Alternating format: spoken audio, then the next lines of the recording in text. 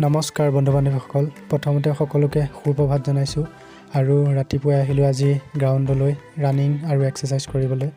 প্ৰায় সদায় আহি থকা হয় ৰানিং আৰু এক্সাৰচাইজ কৰিবলৈ, কিন্তু অন্য দিনৰ তুলনাত আজি যথেষ্ট কুঁৱলী পৰা দেখা গৈছে।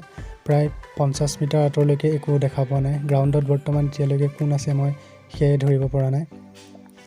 আৰু আহি পালোহি যেতিয়া ইমান ঠাণ্ডা দিছে যদিও ৰানিং আৰু এক্সাৰচাইজটো কৰিবই লাগিব, কিয়নো আগন্তুক আছাম পুলিচৰ ইণ্টাৰভিউ আহি আছে, সেইবাবে কষ্টটো অলপ কৰিবই লাগিব।